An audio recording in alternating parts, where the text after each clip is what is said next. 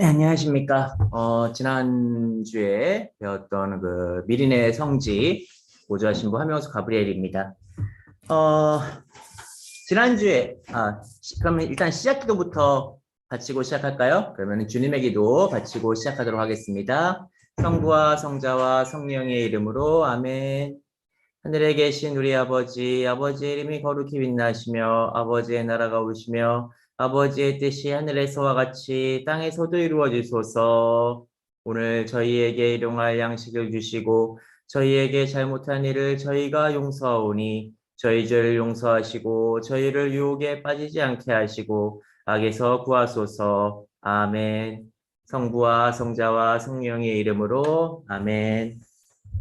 네, 지난주에 이렇게 배웠듯이, 지난주에 배웠죠? 지난주에 이제 성사에 대해서 이렇게 함께 나눴었는데, 지난주에 말씀드린 것처럼 시험은 사실 간단하게 냈습니다. 이게 딱 보셨어요? 이거 좀 이상한데? 라고 싶으면 그게, 그 부분을 이제 생각하시면 돼요. 정말 안 어렵게 냈습니다.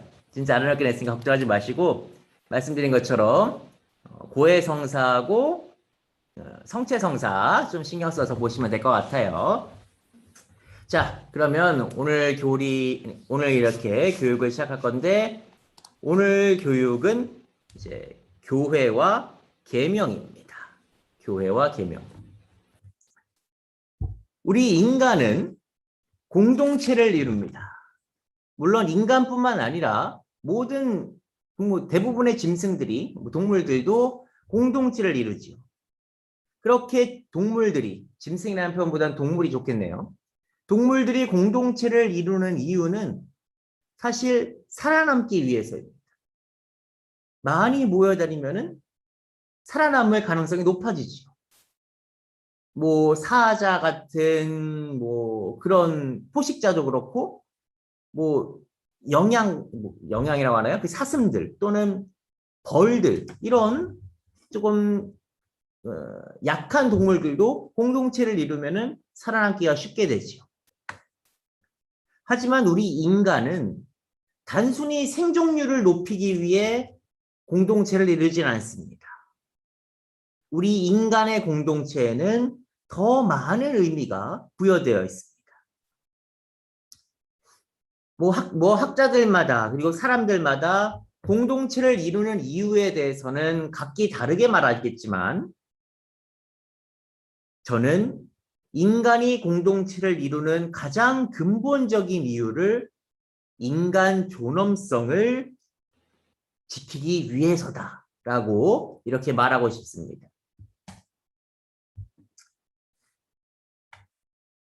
그렇다면 인간은 왜 존엄한가? 인간이 존엄하니까 존엄성을 지키고자 하는 거겠죠. 그럼 우리 가톨릭에서, 천주교에서 인간이 존엄한 이유는 무엇인가? 다른 거 없습니다. 우리가 하느님의 모습으로 창조되었기 때문입니다. 이 부분 기억해 주셨으면 좋겠어요. 다른 이유 없어요. 인간이 뛰어나서 불을 써서 능력이 좋아서 양손이 자유로워서 다 필요 없습니다. 인간은 능력을 떠나서 성과를 떠나서 하느님과 닮아 있기 때문에 가장 존엄합니다.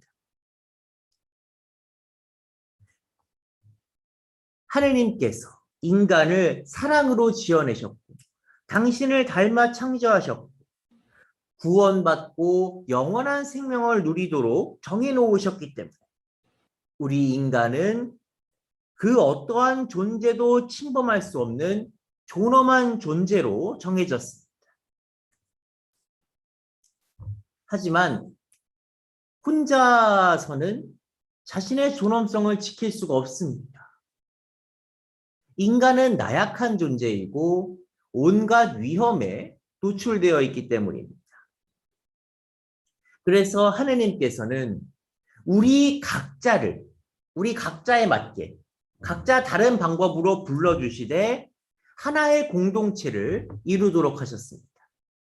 그러니까 공산주의처럼 무조건 몇 시에 일어나서 몇 시에 뭘 하고 이렇게 부르신 게 아니라 우리 각자의 삶을 살게는 하시지만 하나의 공동체를 이루게 하셨다는 것이죠. 그리고 우리는 이 공동체를 서로의 존엄성을 지켜주고 서로 안에서 서로에게서 하느님의 모습을 발견하고 서로의 존엄성을 인정해주고 각자의 삶을 인정해주는 이 하느님의 공동체를 우리는 하느님 백성 또는 교회라고 말합니다. 우리는 교회 안에서 나의 존엄성을 더욱 완전하게 만듭니다. 나라는 존재는 하느님 앞에서 더 존엄해질 수 있습니다. 이게 무슨 말이냐? 구약 성경 레위기 19장에 이런 말씀이 있습니다. 나 주 너의 하느님이 거룩하니 너희도 거룩한 사람이 되어야 한다. 또 신약 성경에 이런 말씀도 있죠. 하늘에 너희 아버지께서 완전하신 것처럼 너희도 완전한 사람이 되어야 한다. 하느님께서는 당신을 닮은 우리에게 당신께서 거룩하신 만큼 우리도 거룩해지기를 바라고 계십니다. 그리하여 우리가 하느님처럼 되기를 부르십니다. 자, 여기서 하느님처럼 된다라는 말이 조금 이거 좀 이상하지 않나라고 생각하실 수도 있습니다. 왜냐하면 하느님처럼 된다는 게 좀 교만하게 느껴질 수도 있고 또 아담과 하와도 선악과를 따먹고 하느님처럼 되려다가 그렇게 벌을 받은 거 아닙니까? 그런데 우리가 어떻게 하느님처럼 될 수 있는가? 그것은 아담과 하와와는 달리 우리는 하느님처럼 되는 것을 허락해 주셨다는 것입니다. 아담과 하와 때는 분명히 선과 악을 알게 하는 열매 따먹지 말라라고 말씀하셨습니다. 그러나 우리에게는 예수 그리스도를 통해 하느님 아버지처럼 완전한 사람이 되어라. 이렇게 말씀하셨기 때문에. 그러나 우리가 하느님이 되는 건 아니에요. 그건 좀 다릅니다. 하느님이 되는 거랑 하느님처럼 되는 거랑은 다르죠, 분명히. 우리는 하느님이 되는 것이 아니라 하느님처럼 되어야 합니다. 그리고 예수 그리스도께서 그 길을 열어 주신 것입니다. 어려운 개념이니까 그냥 그렇구나라고만 생각하고 넘어가세요. 자, 아무튼. 자, 우리는 이 하느님의 명에 따라 예수 그리스도께서 마련해 주신 구원의 길에 따라 하느님처럼 거룩해짐으로써 나 자신의 존엄성을 완전하게 하고 다른 사람의 존엄성을 완전하게 지켜주어야 됩니다. 자, 그러면 우리가 어떻게 하느님처럼 될 수 있는가? 우리 인간의 힘만으로는 하느님처럼 될 수 없습니다. 우리가의 과학기술이 나날이 발전하고 의학기술이 발전하고 그러면서 우리는 많은 이득을 보고 있습니다. 과학의 발전은 정말 중요한 거고 좋은 것입니다. 그러나 그것만으로는 우리는 하느님에 이를 수 없습니다. 하느님께서 알려주신 방법으로 살아갈 때 우리는 하느님처럼 될 수 있습니다. 의사가 되려는 사람이 선배 의사들의 가르침에 따르지 않으면 의사가 될 수 없지요. 마찬가지로 우리가 하느님처럼 되기 위해서는 하느님께서 알려주신 지침을 따라야 돼요. 그리고 우리는 하느님께서 알려주신 이 지침을 계명이라고 합니다. 자, 이렇게 우리가 인간 공동체에 대해 말씀드렸어요. 교회에 대해서 말씀드렸습니다. 교회는 하느님을 닮아 온전한 우리가 하느님을 닮아 존엄한 우리가 서로의 존엄성을 지켜주기 위한 하느님 백성 공동체이며 하느님처럼 되기 위한 공동체입니다. 자, 그러면 어떻게 하느님처럼 될 수 있는가? 계명을 지키면서 살아가야 되는데, 자, 이 하느님의 백성이 된다는 것은, 교회의 일원이 된다는 것은 계명을 지키는 삶을 살아간다는 것과 같습니다. 우리는 계명을 지킴으로써 나 자신을 거룩하게 하고 하느님 백성 공동체를 유지해가며 나 자신의 존엄성을 이렇게 보호해갑니다. 여기서 우리가 받은 계명 중에 가장 대표적이고 가장 오래된 계명은 역시 십계명일 것입니다.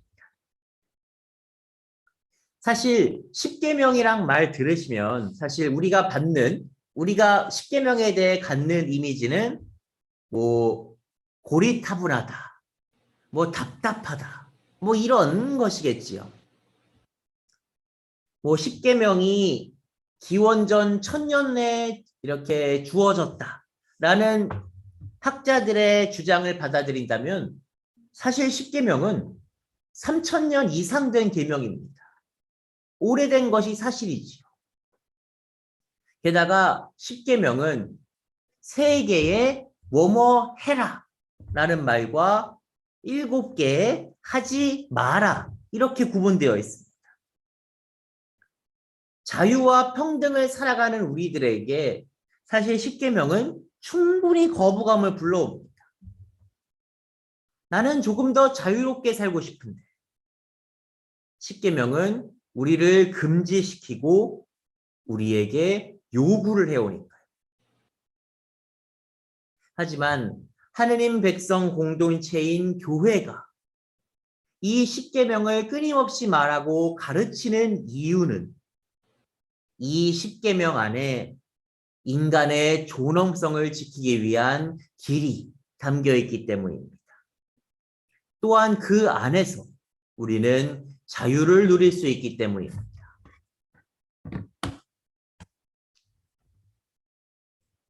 (2012년에) 출판된 벌써 10년 된 책이네요.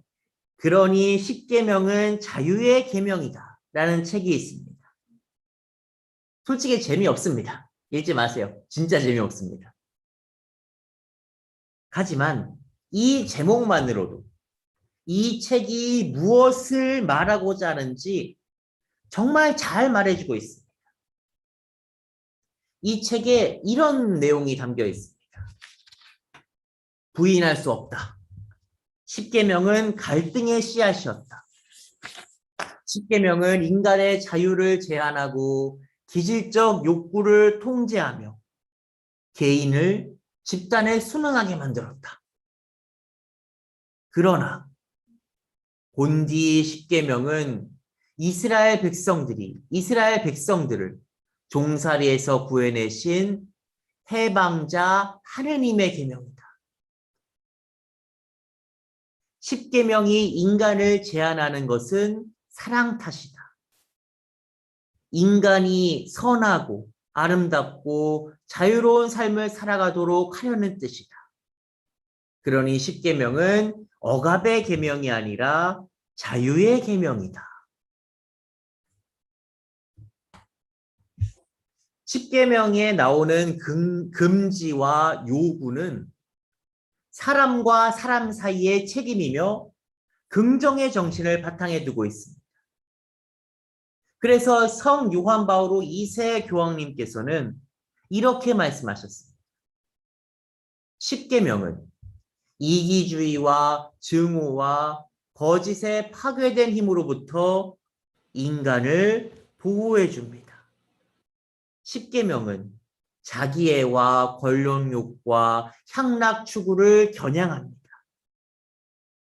그것들이 법 질서를 무너뜨리고 우리 자신과 우리 이웃이 지닌 인간다운 품위를 떨어뜨리기 때문입니다. 다시 말해 십계명이 우리를 억압하는 듯하지만 우리는 이 십계명을 통해 십계명으로 인해 우리의 존엄성을 보호받고 있다는 것이죠. 이는 십계명뿐만 아니라 하느님께서 주신 모든 계명에서도 마찬가지입니다. 하느님께서는 우리의 존엄성을 완전하게 해주시기 위하여 우리가 하느님께 앞서 말씀드린 것처럼 모든 계명은 하느님께서 우리의 존엄성을 완전하게 해주시기 위하여 우리를 하느님처럼 되게 하기 위하여 주신 것이기 때문입니다. 그러기에 십계명은 본질적으로 불변하며 언제 어디서나 지킬 의무가 있는 여전히 유효한 가르침이라고 가톨릭 교회는 가르칩니다. 자, 그래서 오늘 십계명에 대해 이야기할 겁니다. 잠시만요. 네, 그래서 오늘 십계명에 대해 이야기할 겁니다. 십계명을 알고 십계명을 지킴으로써 우리 인간의 존엄성이 완성된다는 것이 사실 오늘 교육의 핵심이니까요. 그런데 이제 십계명에 대해서 일일이 설명하면은 시간이 너무나 부족합니다. 그래서 간단하게 더 짚고 넘어갈게요. 중요한 것만 조금 길게 설명하겠습니다. 일단 십계명은 두 가지로 요약됩니다. 주 너의 하느님을 사랑하고 내 이웃을 너 자신, 그러니까 하느님을 사랑하고 이웃을 내 몸처럼 사랑해야 한다. 이 두 가지로 나뉩니다. 그리고 십계명의 앞에 세 가지 계명은 하느님 사랑에 대해 이야기하고 있고 뒤에 7가지 계명은 인간 사랑에 대해, 이웃 사랑에 대해 이야기해주고 있습니다. 자, 그래서 이렇게 십계명의 첫 번째 계명, 두 번째 계명, 세 번째 계명은 이렇게 하느님 사랑에 대해 이야기해주고 있습니다. 자, 첫 번째 계명, 사실 제일 중요한 계명이라고 저는 생각합니다. 십계명 중에서 가장 중요한 계명입니다. 그게 무엇이냐? 한 분이신 하느님을 흠숭하여라. 여기서 하느님을 흠숭한다는 것은 하느님을 믿고 하느님만을 믿고 하느님만을 따른다는 것입니다. 호세아 예언서에 적혀 있듯이 너는 나 말고 다른 신을 알아서는 안 된다. 여기서 말하는 다른 신은 뭐 재물이나 권력뿐만 아니라 뭐 점술, 운세 이런 것들을 말합니다. 사실 재밌죠? 점술 같은 거, 타로 카드 치는 거. 사실 저도 한번 해봤습니다. 잠깐만요. 뭐가 띵동했는데? 아닌가? 네네. 사실 저도 한번 해봤어요. 어릴 때. 타로점 한번 봐봤습니다. 30살쯤에 결혼한다고 했어요. 근데 결혼은 안 됐네요. 뭐, 아무튼. 이런 사실 재밌긴 한데, 사실 그러한 것들에 마음을 주고 이렇게 신경을 쓴다는 것 자체가 우리는 하느님이 아닌 다른 존재가 우리의 삶을 이끌어 줄 것이라고 받아들이는 것 같습니다. 그렇기 때문에 사실 그러한 것들, 뭐 재미로 본다, 뭐 그냥 잠깐 뭐 흥미로 보는 거다라고 얘기하지만 우리는 그러한 것들도 단호하게 거부할 수 있어야 됩니다.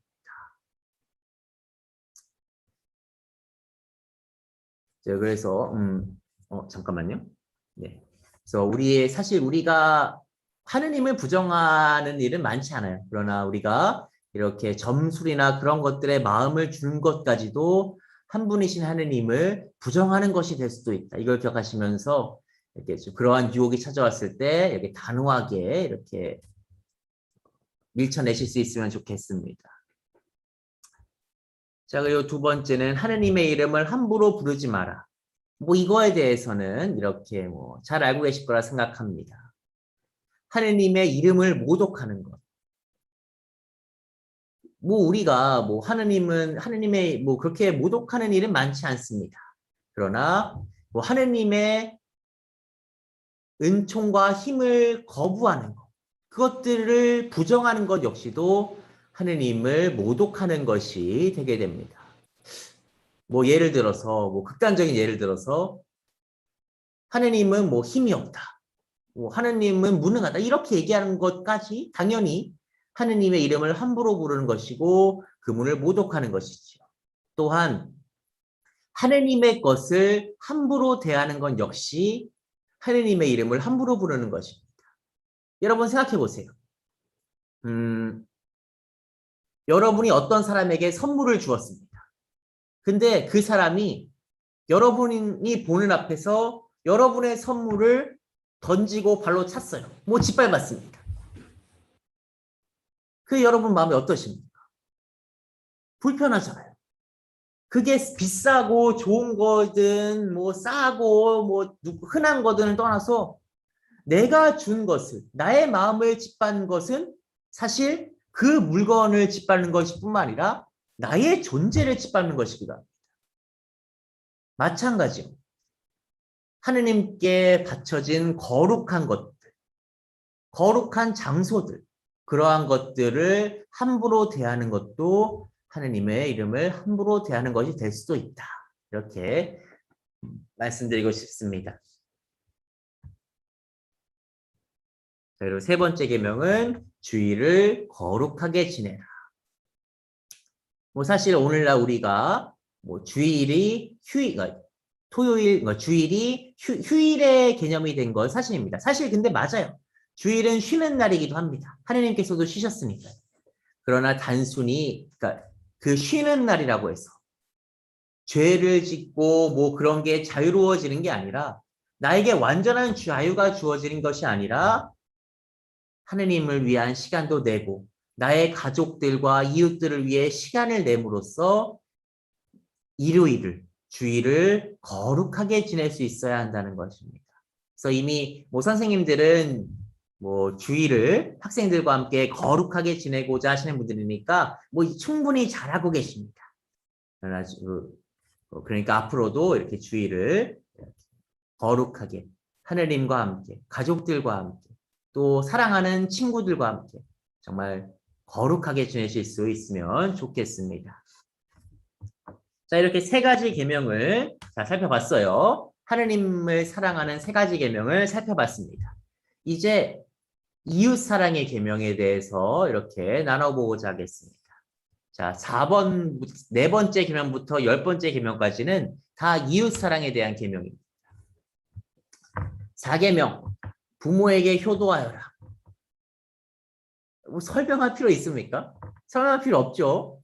부모님을 사랑하고 공경하는 것은 사실 인간이라면 당연한 것입니다. 또한 설명 안 할게요. 이거 넘어갈게요. 이거 너무나 당연한 거죠.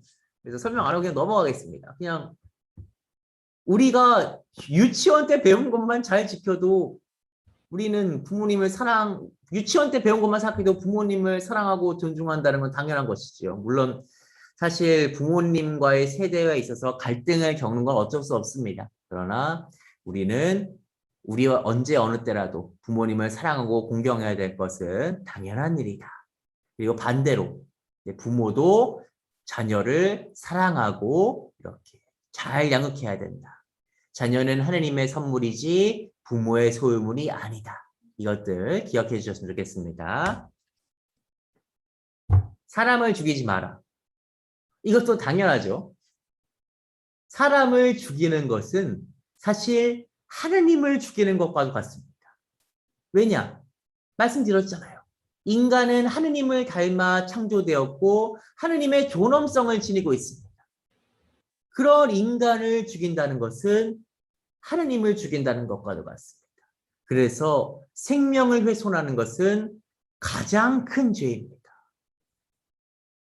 여기서 생명 훼손은 진짜 직접적인 살인뿐만 아니라 나 자신에 대한 학대나 폭행 이런 것도 자살까지도 포함되는 것이며 당연히 뭐 자살까지도 포함되는 것이며 또 넓은 의미에서 낙태나 안락사도 포함되는 것입니다.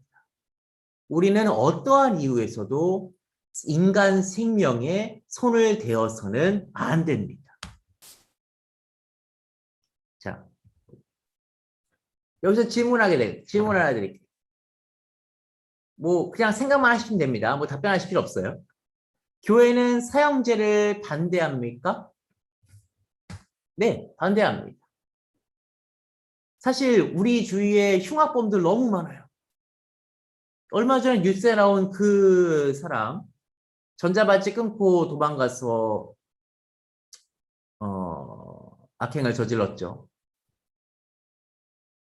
그러나 우리 천주교는 그럼에도 불구하고 사형을 반대합니다. 그가 정말 흉악한 죄를 지었다 해도 우리가 다른 누군가가 인간의 생명을 빼앗는 것이 또 다른 죄가 되기 때문입니다. 그 사람을 보호하자는 게 아니에요. 그 흉악범을 보호하자는 게 아닙니다. 그건 둘째 문제. 다른 사람이 그 흉악범의 목숨을 빼앗음으로써 그 사람도 죄 지을 수 있기 때문에 그 사람을 죄에서 보호하고자 합니다. 흉악법을 살해하고 그것에 동조한 사람들을 죄에서 지키고자 하는 이유도 있어요. 그렇기 때문에 교회는 사형제를 반대합니다. 어떠한 이유에서도 인간은 다른 인간의 생명을 빼앗아서는 안 됩니다. 자, 두 번째, 안락사가 허용됩니까? 안 됩니다. 왜냐? 안락사는 사실 자살이 되지요. 사실 식물 인간으로 살아가시는 분들, 전신마비로 살아가시는 분들 참으로 어려움이 많습니다. 그럼에도 불구하고 안락사는 자살에 따른 형태이고 또 우리는 이웃의 생명을 빼앗아서도 안 될 뿐만 아니라 나 자신의 생명을 빼앗아서도 안 되기 때문에 안락사는 허용되지 않습니다. 사실 여기서 좀 설명드릴 게 많은데 시간이 없습니다. 본당 신부님한테 나중에 안락사에 대해 물어보세요. 자, 넘어가도록 합시다. 자, 세 번째, 배아가 어떤 상태든 낙태를 용인할 수 있는가?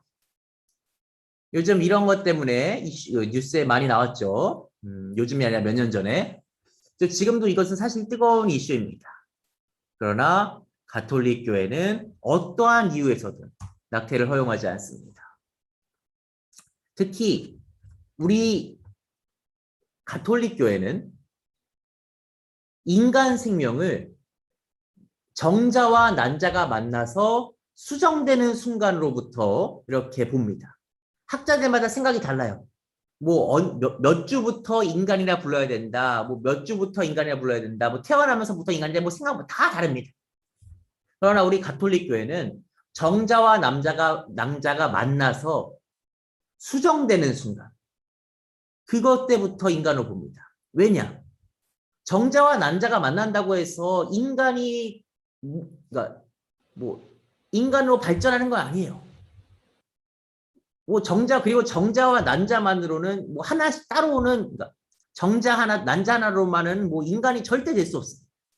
그러나 정자와 난자가 만나서 수정되는 순간 이 세포는 인간으로서 발전할 가능성을 지닙니다.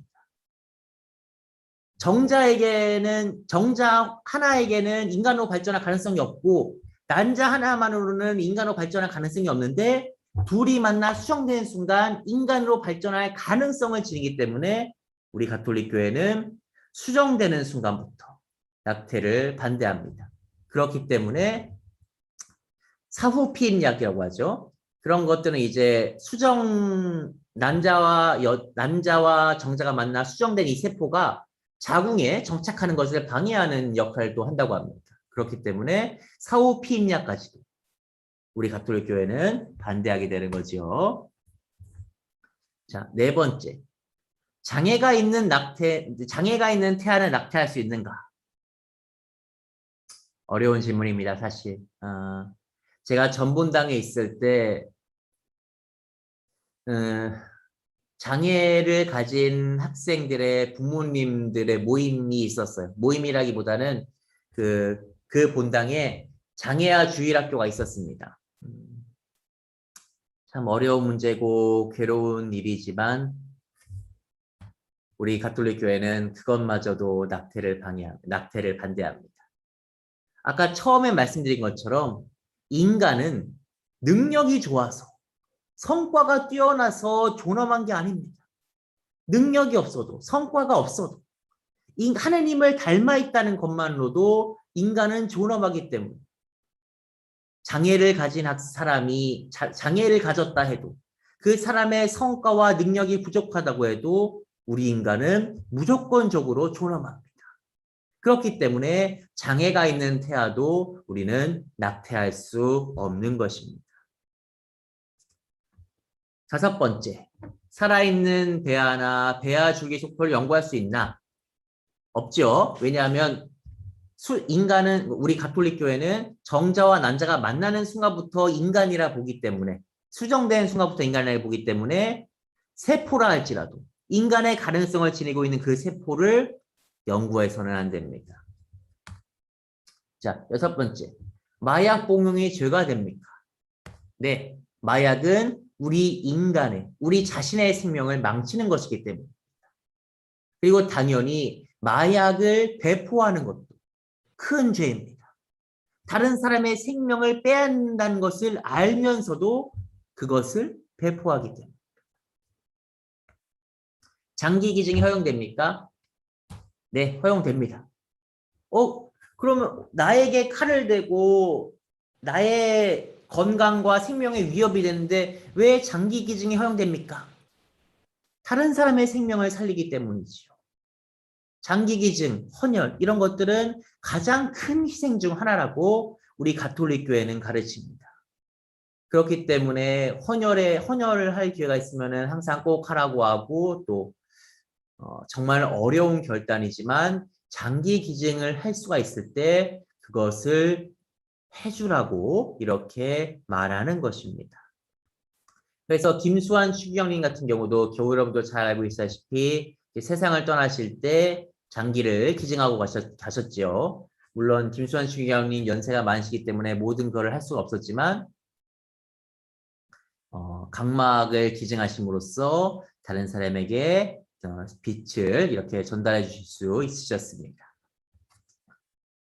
이 부분 기억해 두세요. 그러니까 이 화면 기억해 두세요. 이게 뭐 시험에 나오기 때문이 아니라 우리가 천주교인으로서 살아갈 때 우리에게 필요한 그런 알고 있어야 되는 개념이라고 생각합니다. 그래서 꼭 이 부분은 꼭 기억해 주셨으면 좋겠어요. 자, 6번째, 간음하지 마라.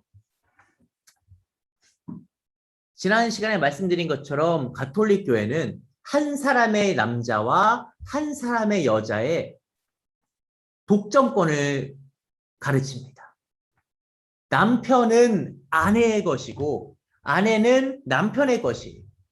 그렇기 때문에 이 부부 간의 거룩한 계약, 거룩한 일치에서 제3자가 개입되는 것은 절대 불가능합니다.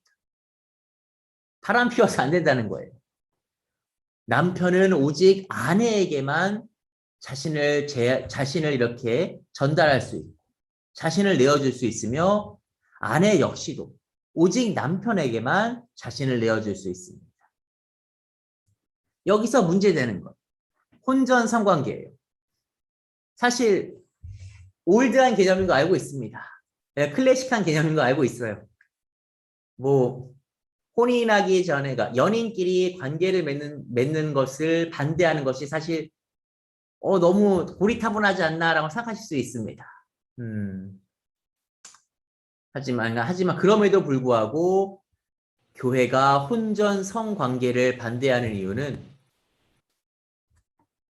그 두 사람이 서로의 독점권을 가지지 않은 부부가 아니기 때문이에요.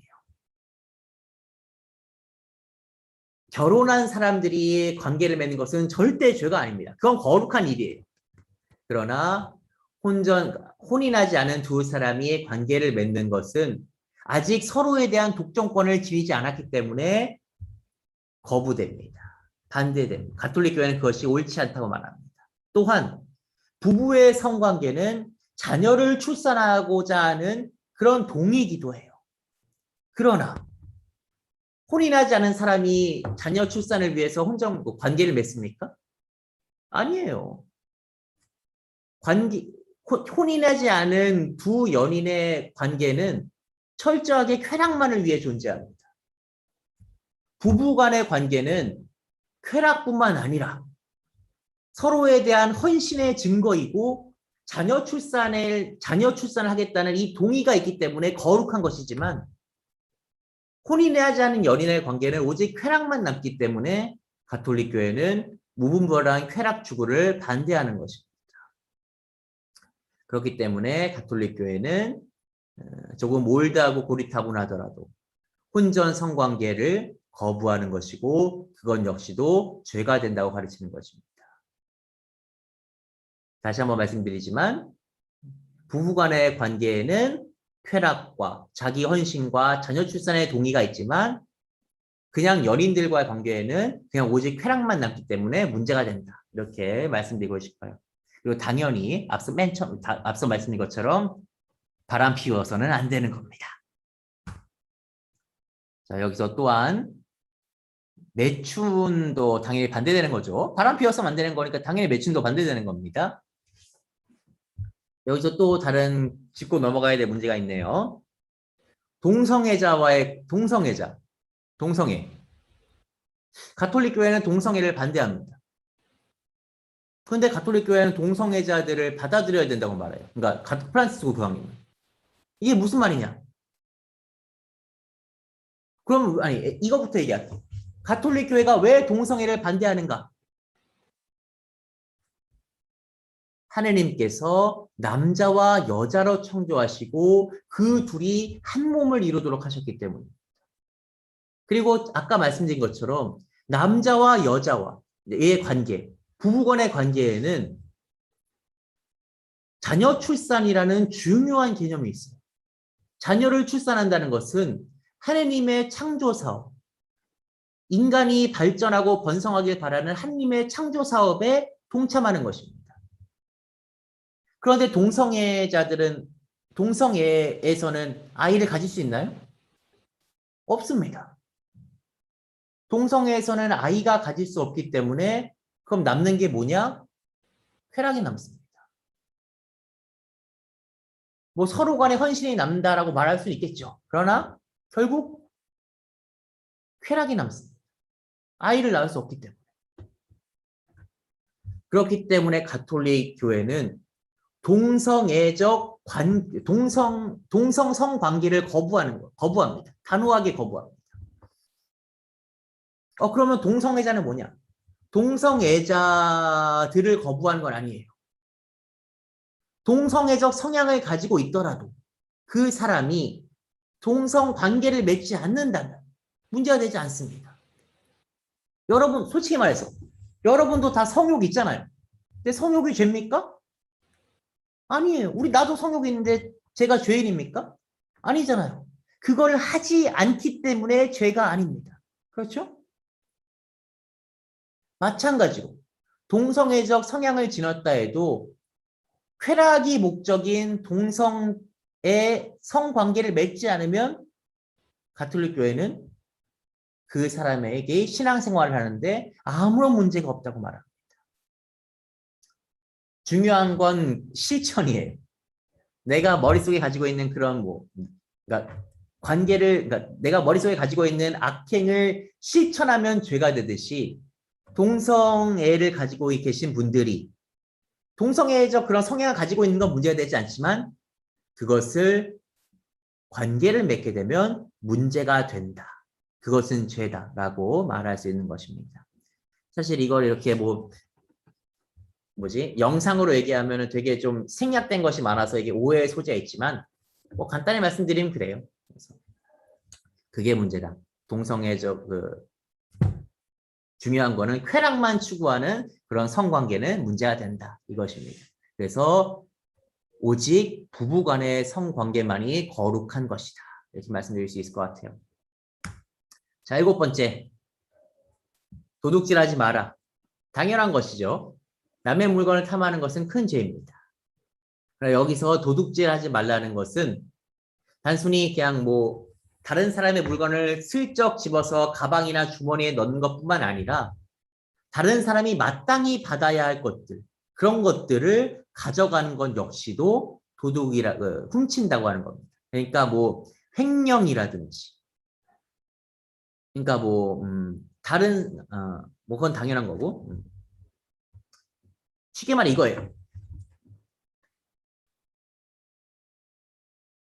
극단적으로 얘기하면 어떤 성인들은 가난한 사람들에게 베풀어야 될 친절과 자선을 베풀지 않는 것까지도 그것은 도둑질이라고 말합니다. 아니 내 거를 내가 베푸는데 뭐가 문제냐? 내가 안 베풀 수도 있는 거 아니냐? 라고 말할 수 있어요. 사실 맞는 말입니다. 그러나 성인들이 말씀하시길 나의 가난한 사람들이 가난하기 때문에 마땅히 받아야 될 자선을 우리가 하지 않는 것은 그 사람의 것을 우리가 훔치는 것과도 같다. 이렇게 말씀하시기도 하셨습니다. 좀 굉장히 극단적이라보다는 강한 어조긴 한데 또 사실 맞는 말이긴 해요. 우리가 가지고 있는 것들은 하느님께서 다른 사람과 나누라고 주신 것인데 우리가 그것을 나의 욕심 때문에 나누지 않는다. 사실 이것도 하나의 도둑질이 될 수도 있다. 그래서 사실 우리가 모든 사람을 도와줄 수는 없어요. 그러나 때로는 나의 도움이 필요한 이들에게 자선을 베푸는 것이 바로 십계명을 지키는 것이기도 하다. 이렇게 말씀드리고 싶습니다. 여기서 말씀드리기 자선행위에 대해서 나왔죠. 나중에 한번 읽어보세요. 8번째, 거짓 증언하지 마라. 거짓말을 하는 것은 다른 사람을 속이는 것뿐만 아니라 모든 것을 알고 계신 하느님을 속이는 것이기도 합니다. 그래서 그리고 또한 거짓 증언은 반드시 다른 사람에게 피해를 주기 때문에 우리 서로의 존엄성을 지켜야 될 우리 그리스도인들은 거짓 증언을 피해야 된다. 우리는 진리이신 하느님 예수님께서 진리이듯이 우리도 오직 진실을 말해야 된다라고 이렇게 말합니다. 사실 진실을 말함으로써 우리가 피해 보는 경우도 많아요. 우리가 손해를 보는 경우도 많습니다. 그러나 우리는 하느님께서 그 모든 것을 갚아주실 것이라 믿으면서 진실말을 말할 수 있어야 됩니다. 9번째, 남의 아내를 탐내지 말라는 사실 간음하지 말라는 계명 말씀드리면서 이미 여러 번 같은 맥락이기 때문에 따로 말씀드리지 않겠습니다. 넘어가도록 하겠고요. 마지막 10번째 계명도 아까 말씀드린 도둑질하지 말라는 계명과 이렇게 일맥상통하는 부분이 있습니다. 사실 우리 인간의 많은 죄가 교만이나 탐욕에서부터 나옵니다. 우리가 가지고 있는 것 그 이상의 것을 요구하는 것. 사실 우리가 내가 가지고 있는 것보다 그러니까 내가 지금 살고 있는 것보다 더 잘 살고 더 훌륭한 삶이 되고자 하는 것. 이거는 좋은 거예요. 당연한 겁니다. 나의 성장을 이루는 것. 중요한 거죠. 하느님께서도 우리가 성장하길 바라십니다. 그러나 우리가 지나치게 탐욕을 부릴 때 하느님이 아닌 다른 것을 돈과 명예를 추구할 때 그리고 그 돈과 명예를 추구하면서 이웃에게 피해를 줄 때 우리는 죄를 짓게 될 수밖에 없습니다. 그래서 내가 가진 것에만 만족하고 살아라는 게 아니에요. 우리는 더 성장하고 더 잘 살아야 됩니다. 그러나 그 과정에서 죄를 짓거나 하느님이 아닌 다른 것을 섬기는 그런 일은 없어서야 한다. 이것을 말씀드리고 싶습니다. 자, 그래요. 이제 10가지 계명 다 살펴봤네요. 자, 이제 마지막으로 이제 이렇게 교육을 준비하면서 계명에 대해 이야기하면서 이런 생각을 해보게 됩니다.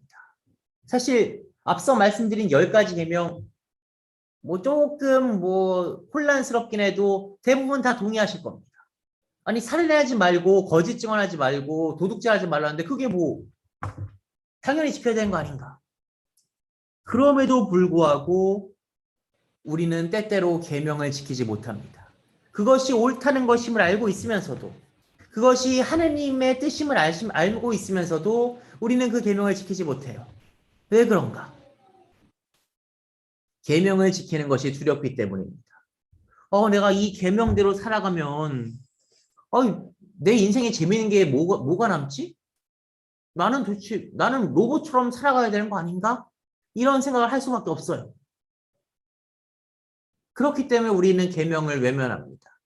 계명을 지키기 힘들어서 귀찮아서 외면하는 경우도 있지만 계명을 지키면 나에게 남는 게 없을 것 같아요.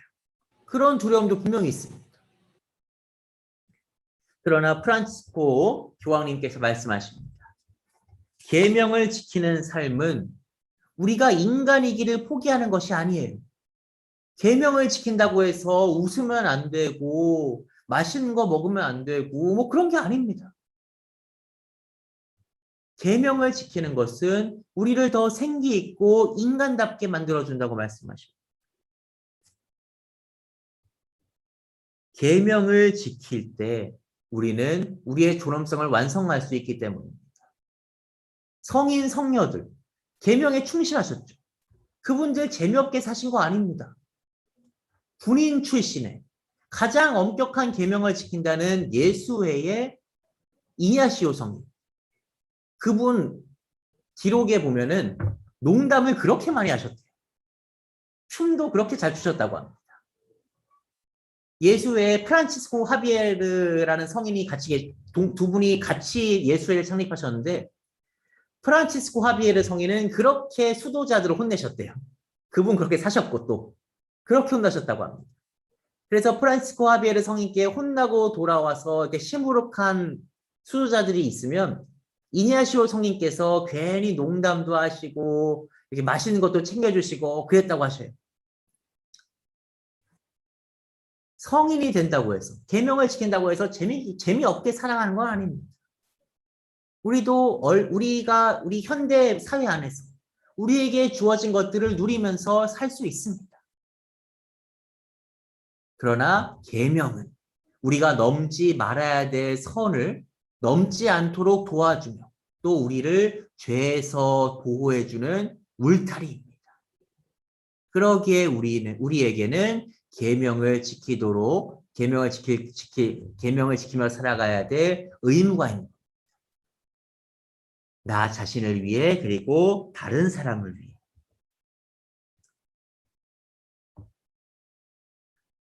우리가 계명을 한 번 지켰다고 해서 거룩해지지는 않습니다. 그러나 우리가 매일 끊임없이 계명에 충실하며 살아갈 때 하느님께서 우리를 하느님처럼 거룩하게 해주시리라는 것을 기억하시면서 선생님들도 저도 마찬가지고 당연히 저도 그래야 되고 선생님들도 하느님께서 맡겨주신 계명에 충실하시면서 또 학생들에게 계명의 중요성, 계명이 얼마나 좋은 것인지 계명을 지킴으로써 우리가 얻을 수 있는 것이 무엇인지 이렇게 전달해 주시기 바랍니다. 그래요. 이제 오늘 제가 이렇게 준비한 내용은 여기서 마치겠습니다. 제가 딴 건 없고 사실 계명에서는 시험에 낼 게 많지 않아요. 왜냐하면 다 알고 있는 것이고 그러니까. 그리고 너무 세세하게 파고들면 복잡하니까. 근데 이 부분은 기억해 주셨으면 좋겠다. 다시 한번 말씀드리고 싶어요. 그리고 인간이 왜 중요한가? 인간이 왜 존엄한가? 인간이 왜 존엄한가? 그래요. 인간이 왜 존엄한가에 대해서 이 부분도 기억해 주시면 좋겠습니다. 인간의 능력이나 성과를 떠나서 하느님 모습으로 창조되었기 때문에 존엄하다. 이 두 가지 꼭 기억해 주시면 좋겠습니다.